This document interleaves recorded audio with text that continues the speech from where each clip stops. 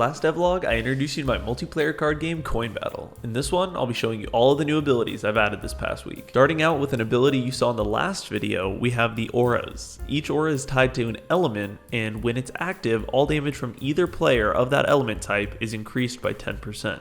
I can see this ability being super useful in a scenario where I have, say, 3 coins that are Storm and my opponent only has 1. Changing the aura to Storm could be really useful because then all of my coins have a damage boost and only 1 of his do. Next up, we have Protective Arms, which is an ability for our octopus friend. With this ability, you're able to give all friendly coins a 10% Storm shield. While working on this ability, I realized it was time to add a visual indicator for when you gain a shield.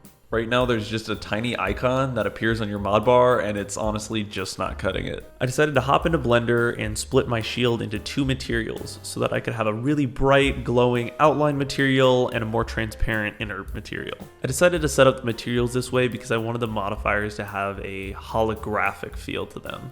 Honestly, I still have no idea where I want to go with the art in this game, and to be honest with you, I don't know if any of the current art will actually make it into the final game. After that, I pulled the model into Unity and wrote a short script so I was able to easily change the color scheme of the shield depending on its corresponding element. Then I did all of that for the daggers as well, and definitely didn't steal the idea for the spinning animation from another game.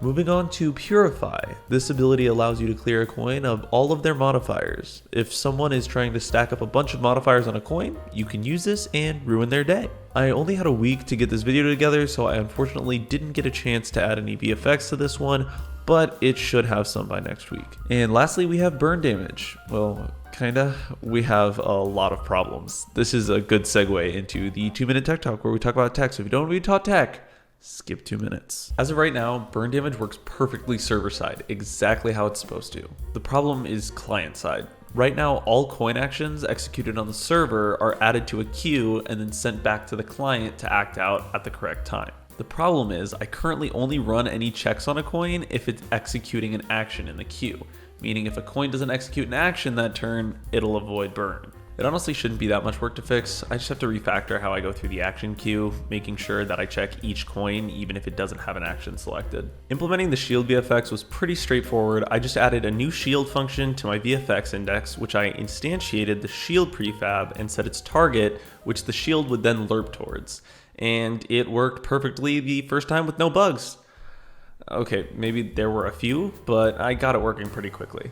After getting that set up, the Protective Arms ability was super easy to implement. I just added the ability to my coin action index and called the modifier function in the basic action index for each of my coins in a for each loop. And that just leaves the Purify ability, which once again was super easy to implement. I just looped through the target's mod array and removed them all. And that's honestly about it for the tech. I don't know if we hit the 2-minute mark, but like I said in the last devlog, all of the infrastructure is in place and it's made to be scalable, so adding new things is pretty simple. Last thing I worked on this week were some quick icons for the new abilities. Purify looks a bit too much like the Frost Aura, so I'll have to come back to that one, but once they were ready, I was able to just drag and drop them into my scriptable objects, which handles all of the formatting hassle for me, so they were good to go. Last video, I asked you guys to leave your coin ideas in the comments below. My favorite coin idea from last video was from Grumpy Paladin CC with his coin Putricide. And if you don't understand the reference, I'll have a link to my video up there. I actually made my own Overwatch character.